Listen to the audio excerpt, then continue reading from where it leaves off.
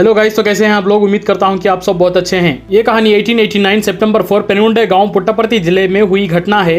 इस गांव में एक जुआरी रहा करता था जिसका नाम सूरी था। वो 30 साल का होने के बावजूद भी जुए के चक्कर में शादी और लाइफ में दोनों में ही ठीक से सेटल हो नहीं पाया। कि एक बूढ़ी माँ थी जो कि गाय का दूध बेचकर घर का गुजारा करती थी। सूरी अपनी माँ के पास पैसे लेकर जुआ खेला करता था, मगर जिस दिन उसकी माँ को ये पता चला तब से उसकी माँ उसे पैसे देना ही बंद कर चुकी थी। मगर सूरी इधर उधर से कर्जा लेकर खेलने लगा। सूरी गैम्बलिंग में बहुत ही माहिर था, इसीलिए लिया हुआ कर्जा वो किसी न किसी तरीके से अदा कर देता था। मगर एक दिन सूरी को कहीं से भी कर्जे के तौर पे पैसे नहीं मिले। जिस जगह जुआ खिलाया करते थे उधर उधारी के लिए पैसे भी मिला करते थे, मगर वो बहुत ही बुरे लोग थे। ये सारे गाँव वालों को पता था कि वो कर्जा देने के बाद बहुत ही बुरी तरीके से वसूली भी किया करते थे। जब सूरी जुआ खेलने के लिए जाता है तो वहाँ पर बैठे सारे लोग उसे कम निगाह से देखते हैं, क्योंकि सूरी बहुत ही गरीब आदमी था, क्योंकि कम पैसों से गेम खेला करता और दुगना पैसा घर को लेकर जाता था। अपने ओवर कॉन्फिडेंस के चलते सूरी वहाँ उस जगह के अमीर जुआरी को चैलेंज करता है, जो कि बहुत ही शातिर था इस गैम्बलिंग गेम में। सूरी के पास पैसे ना होने की वजह से वो अपने गाय का सौदा कर देता है और जुआ खिलाने वालों के पास उधार लेता है। अब सूरी कर्जा लेकर अमीर आदमी के सामने आकर ओवर कॉन्फिडेंस से बैठ कर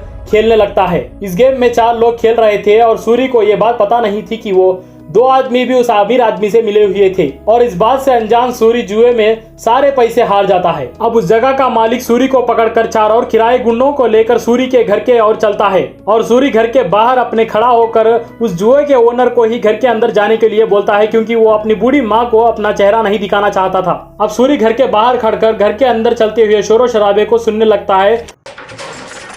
वो जुए का मालिक बूढ़ी माँ को धक्का देकर उस गाय को लेकर जा रहा था, और सूरी अपनी बूढ़ी माँ की आवाज सुनता है जो कि रो रही थी और गिड़गिड़ा रही थी, क्योंकि वो गाय ही थी जो कि उस घर का सहारा था। सूरी अपनी बूढ़ी माँ की तड़प को सुन उस जगह से भागकर चले जाता है। सूरी अपने आंखों में आंसू लेकर अपने घर से दूर चले जाता है। सूरी भागता भागता उस जंगल में आ चुका था और वहाँ पर एक हवेली में जाकर सूरी बैठ जाता है और मन ही मन में सोचने लगता है कि जुआ पूरी तरीके से छोड़ने का, और कब उसकी आंख लग जाती है पता ही नहीं चलता। जब सूरी की आंख खुलती है तब सूरी देखता है कि रात हो चुकी थी और सूरी घर के लिए उस जगह से बाहर निकल ही रहा था कि इतने में ही एक भयंकर आवाज आती है, और सूरी डरते हुए पीछे की ओर धीरे धीरे करके मुड़ता है। तो उस मंजर को देख सूरी की आंखें फटी की फटी रह गई। ऐसा लग रहा था कि मानो जमीन सूरी के कदमों तले खिंच चुकी है।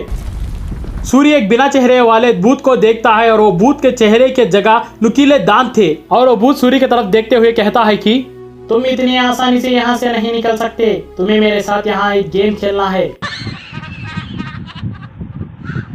तुम्हें मुझे जुए में हराना है। अगर तुम जीत गए तो यहाँ से जा सकते हो और तुम्हें इनाम भी मिलेगा, मगर तुम हार गए तो मैं तुम्हारा चेहरा नोच खाऊंगा।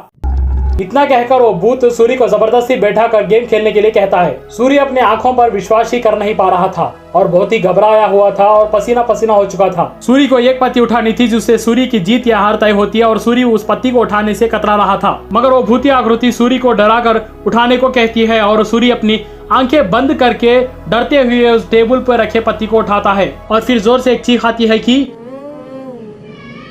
नहीं, मैं हार गया।